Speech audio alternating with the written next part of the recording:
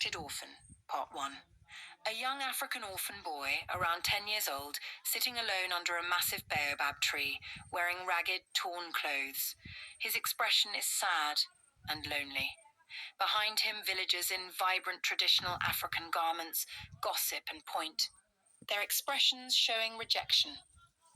The village consists of round mud huts with thatched roofs, a lively market with woven baskets and clay pots, and people carrying goods on their heads.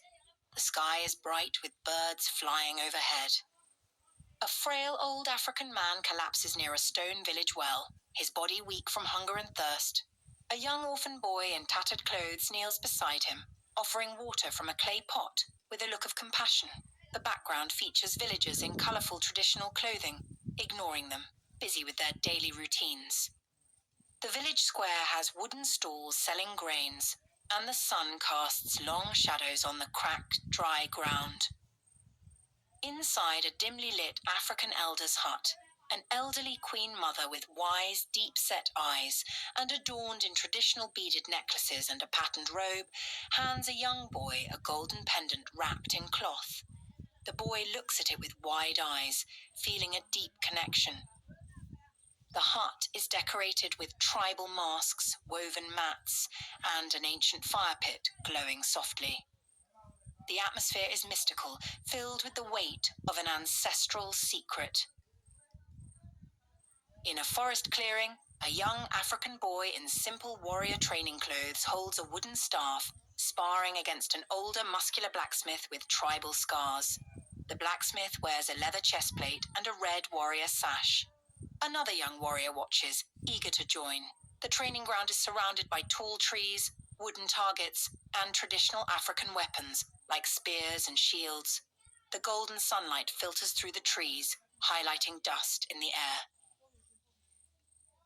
Two young African warriors, one in a royal blue robe with gold embroidery, the other in a brown leather battle outfit, march through a dense jungle with determined expressions. Behind them, a group of allies follows, carrying spears and shields with traditional African carvings.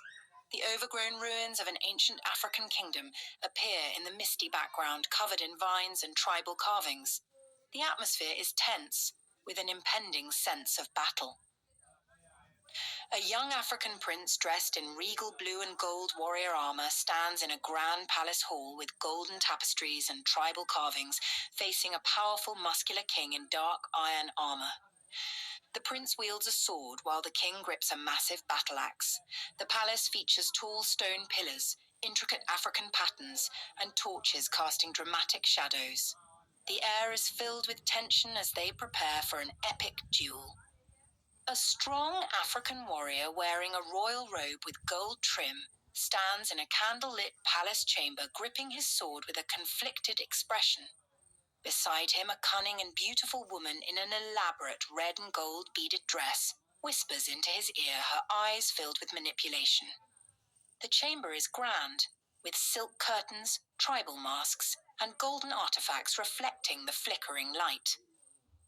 A young African king, dressed in a majestic red and gold royal robe, kneels before an elderly queen mother, who places an intricately designed golden crown on his head.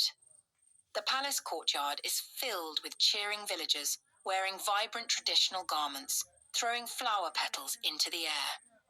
Drummers and dancers celebrate in the background, and the palace walls are adorned with golden banners and intricate tribal patterns.